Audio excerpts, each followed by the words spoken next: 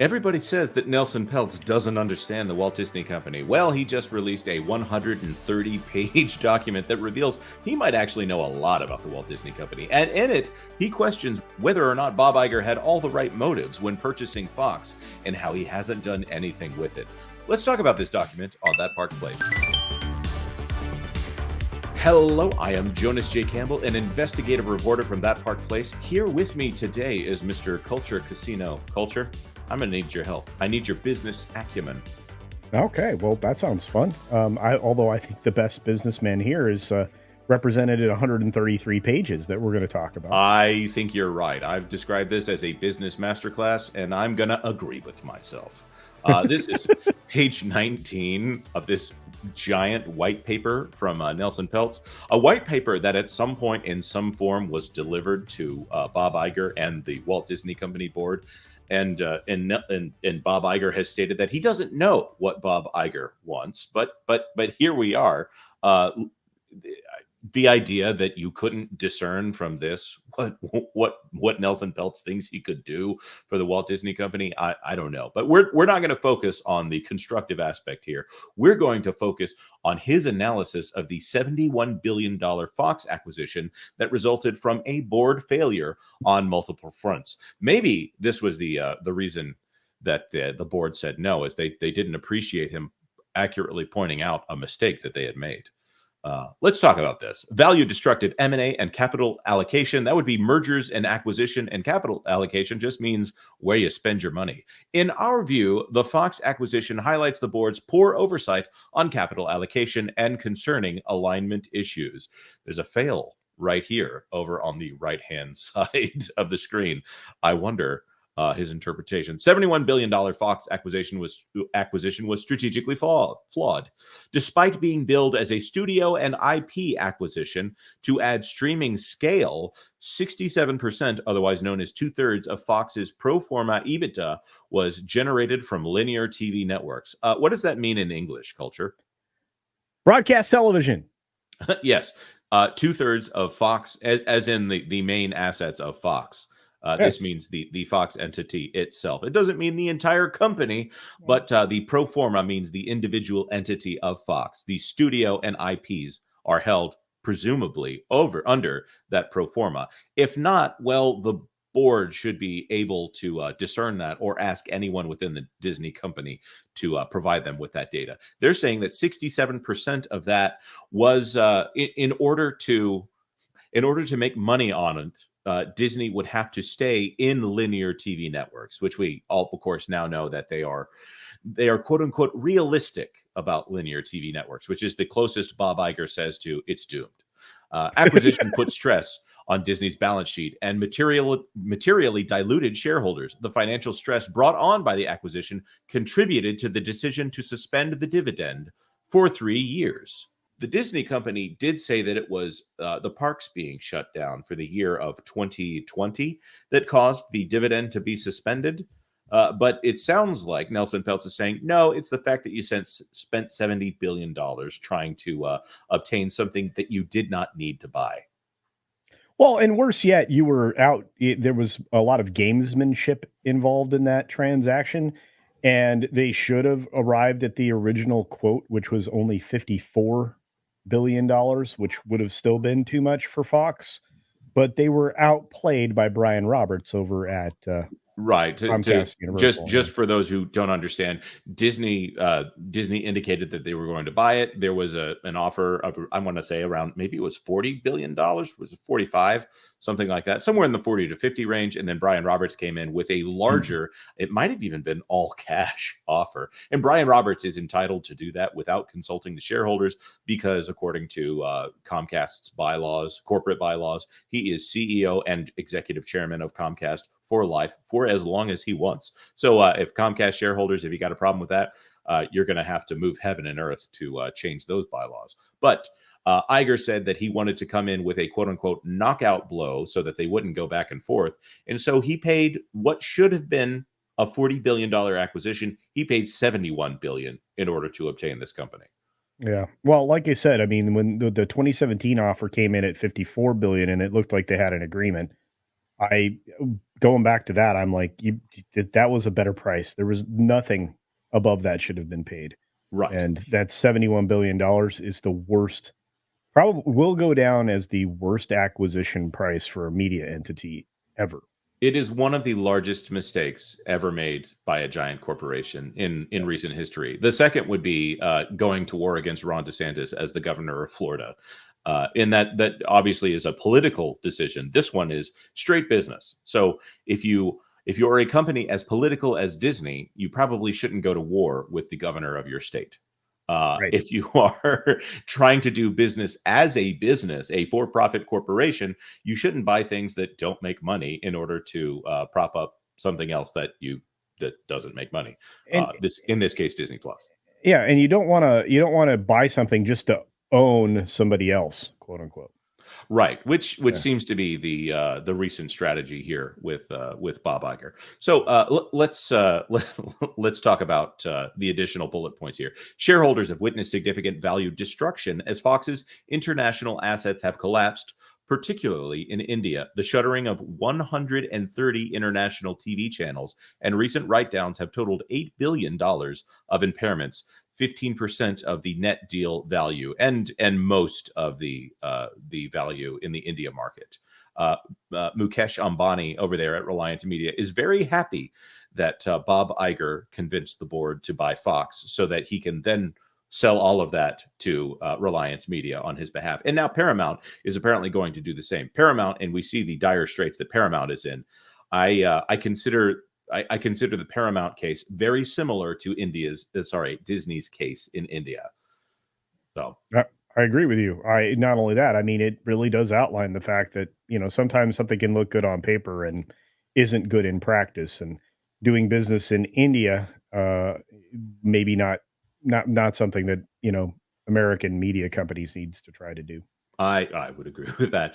And the question here, of course, is who was the most motivated to get Fox under the Disney umbrella? Well, according to the idea that Iger needs to own everything, the answer would be Bob Iger. But there's also another reason here, as pointed out by Nelson Peltz. In our view, the Fox deal was the result of misaligned incentives. When the board announced the Fox deal, the board extended Mr. Iger's employment agreement by 4 years. This is, of course, like the sixth time, maybe it's the fifth time.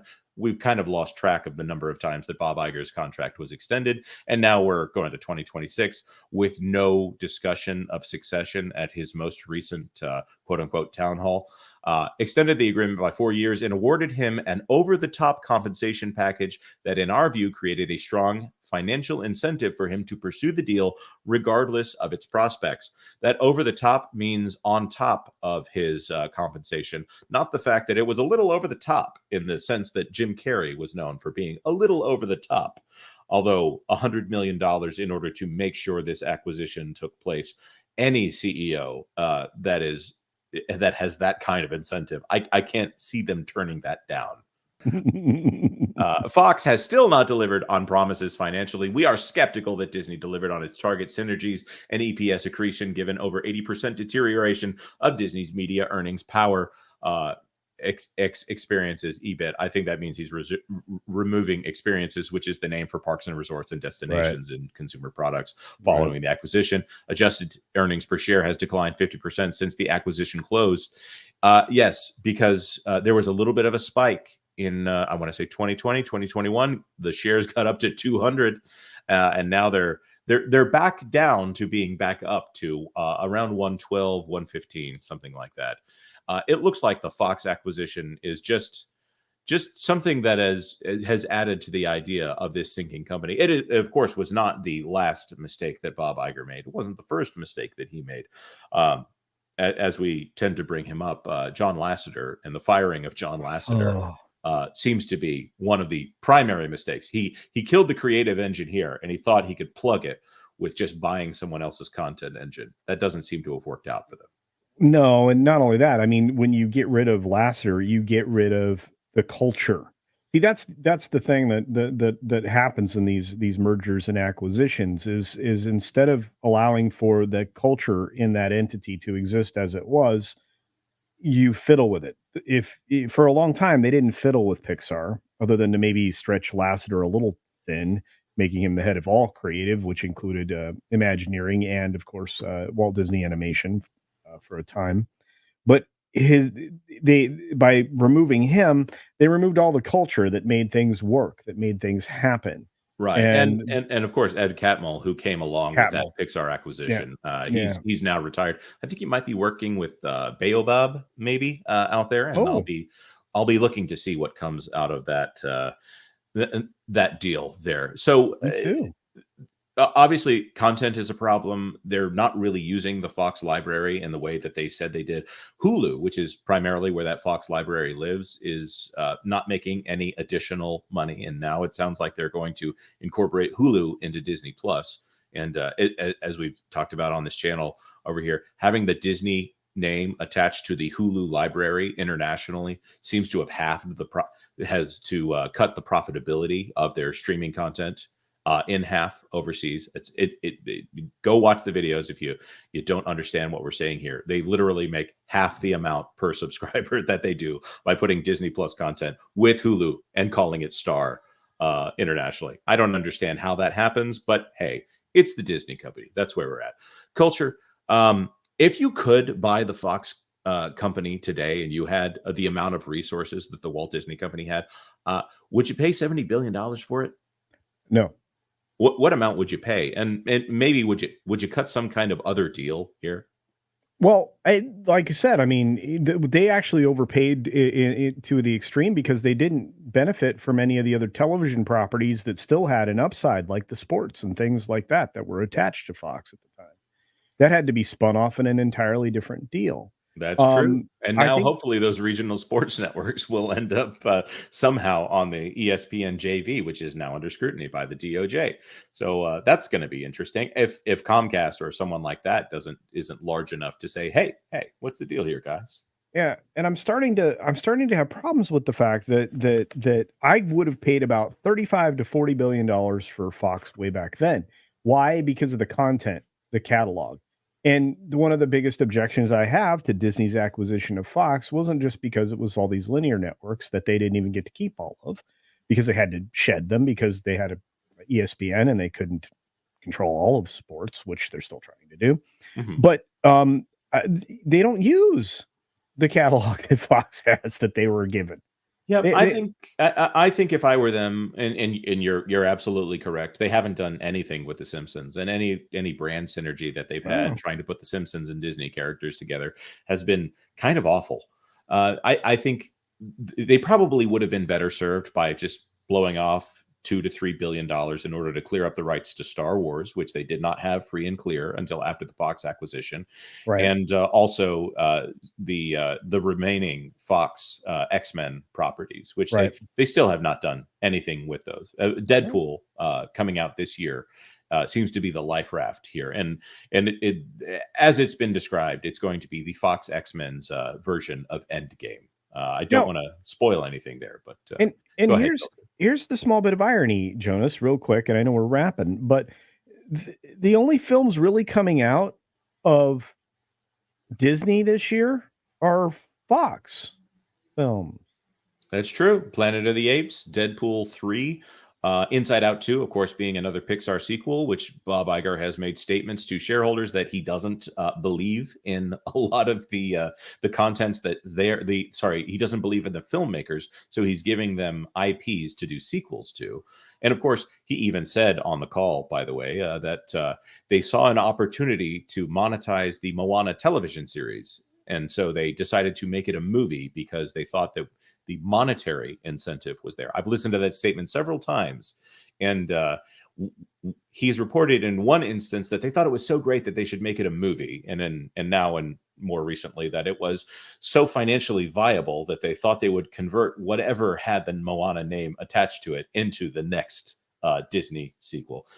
I hate to be so dour, but I think that Nelson Peltz is right here with his analysis of the Fox acquisition, and Disney has failed to make a company that is a great storyteller has failed to make the case for the Fox acquisition actually being a good idea. Maybe 5-10 years down the road, they might change their mind about that, but it seems like it's a big black eye in the history of the company. Fox was a bad deal. It certainly was. Of course, if this conversation has been helpful to you, please hit the like button if you consider yourself more informed. Now, if you have any comments, we love those too. And if you wouldn't mind, consider subscribing to That Park Place for all the news that should be fun. Thanks for watching That Park Place News. For more information, consider checking out www.thatparkplace.com. And don't forget to subscribe, share, like, and send this out on your favorite social media accounts.